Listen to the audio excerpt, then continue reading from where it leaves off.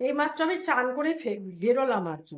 তো একটা জিনিস তোমাদের সাথে শেয়ার করা ছিল, তাই জন্যই আমি এলাম, ভিডিওটা করছি আর কি, না করে পারছিলাম না।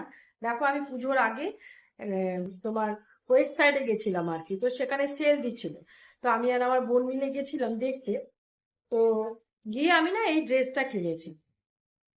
দেখো এটা, এই কালারটা না খুব আমার পছন্দ হয়নি। আমার একটা ওখানে রেড ছিল, ব্লু ছিল, আর গ্রিনটা ছিল। আমার ব্লু কালারটাই পছন্দ ছিল বেশি। তো যাই হোক, ওই দুটো মিডিয়াম বলে আমি নিইনি, এটা স্মল বলে নিয়েছি। দেখো এখানে স্মল লেখাই আছে, দেখবে স্মল লেখা আছে। সেজন্য আমি আর পরে দেখিনি। পরে দেখলে হয়তো ভালো ছিল, কিন্তু আমি পরে আর দেখিনি। স্মল তো আমার গায়ে হয়েই যায়, তাই জন্য আমি নিয়ে এসেছি। কি তারপরে আমি বাড়িতে এসে আর পরা হয়নি। পুজোর টাইম সব শাড়ি টাড়ি পরেছি, আর এটা পরা হয়নি। এই সেদিন পরতে গিয়ে তখন দেখি যে এটা বিশাল বড়। দেখো এটা কত বড়, দেখো, এই দেখো, মানে আমি থেকেও আমার আরেকজন ঢুকে যাবে।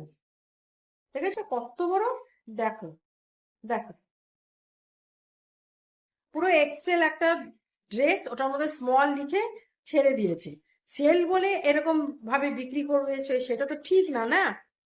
যাই হোক, আমি, আমার তো এরকম ভুল হয়ে গেল।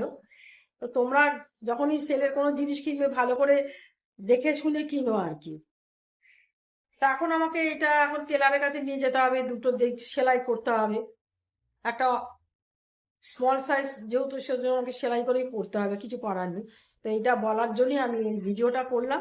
তো তোমরা যখন কিনবে তোমরা দেখে শুনেই কিনবে। তাহলে ভিডিওটা শেষ করছি।